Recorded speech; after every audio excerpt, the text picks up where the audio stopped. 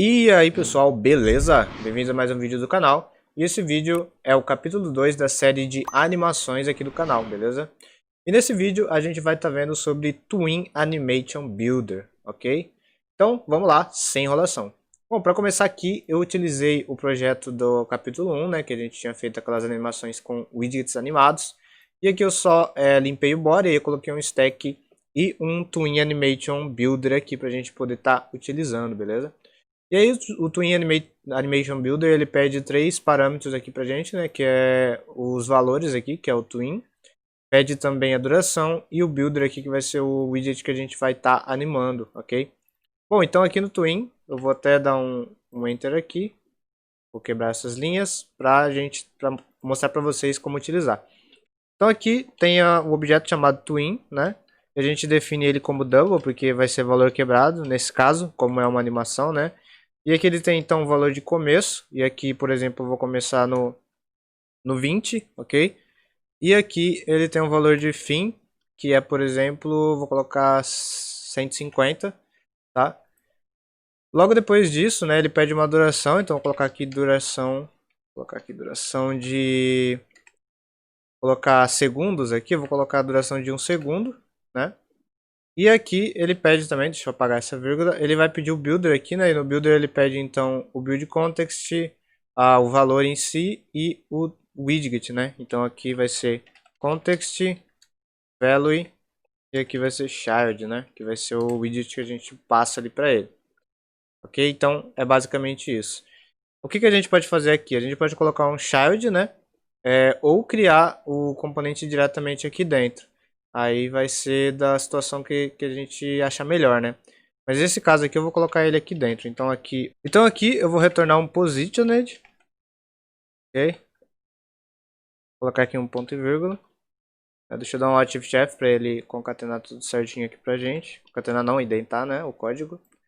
Aqui no positioned ele vai pedir também as propriedades, né? Que ele precisa de um child, né? Então aqui o child dele eu vou colocar um container. Então vamos lá, vou colocar aqui um container. Vou colocar aqui um decoration, box decoration. E vou colocar aqui também a cor dele, colors.purple, por exemplo.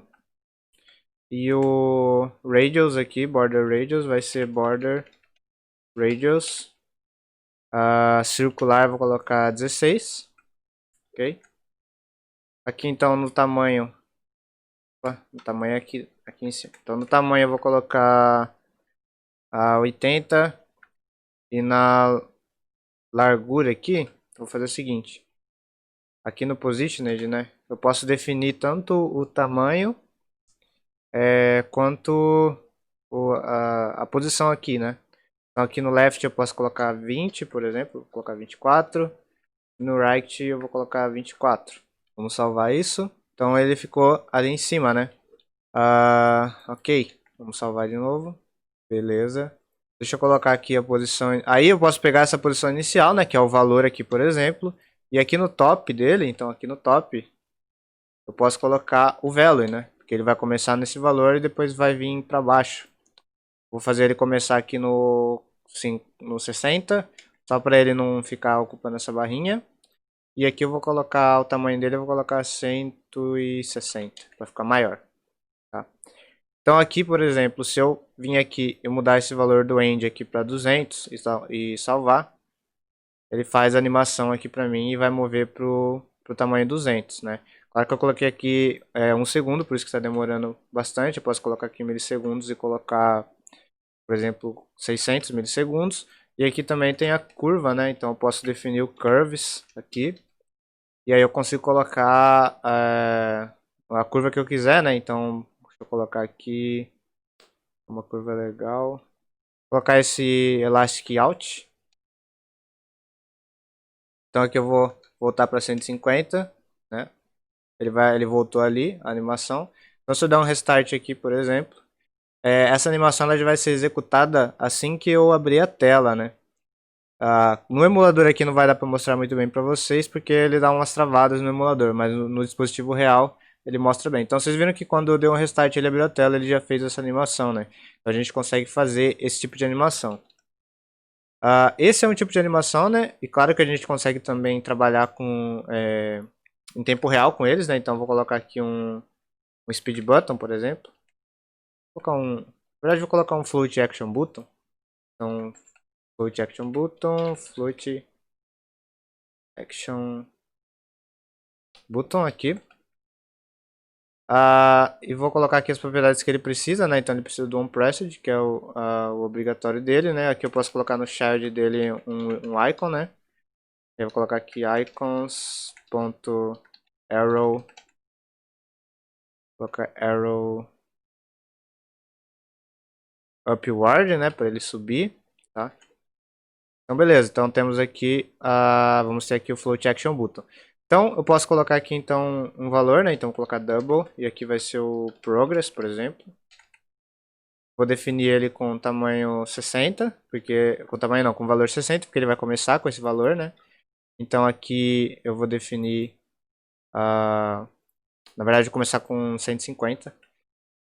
Ele vai começar com esse valor, então eu vou trocar no lugar desse aqui, eu vou colocar o meu progress aqui, né? E aí no momento que eu clicar aqui no botão, então aqui no onPressed, por exemplo, eu vou dar já um set state aqui. E aí no momento que eu clicar no botão, eu vou jogar o onPressed para 60 novamente. Então vamos lá. Se o progress aqui for igual a 150, vou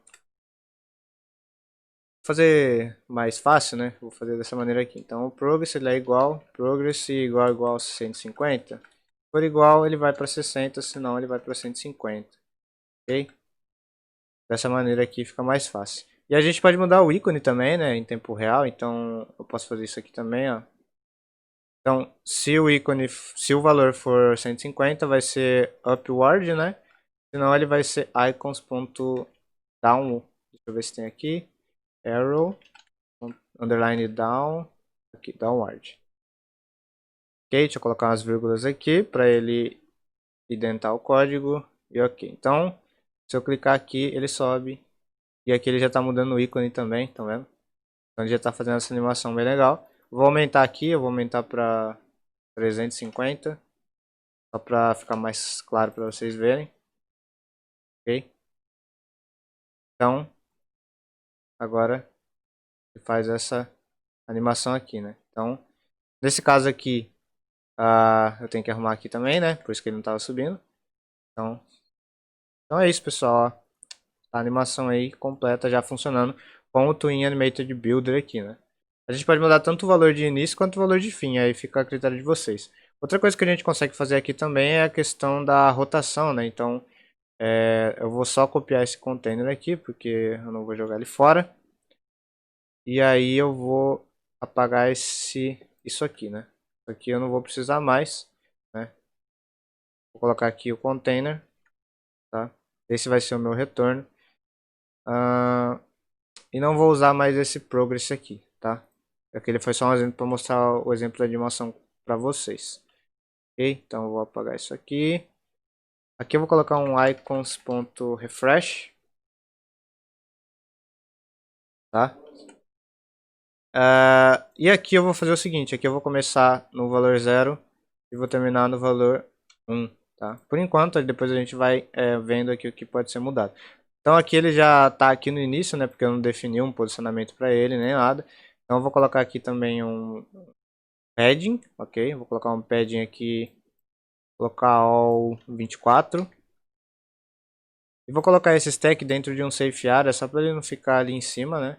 Então aqui, safe area. Que aí ele não ocupa o espaço aqui do status bar, nem aqui de baixo, né? Então, basicamente isso. Eu vou também definir um widget para esse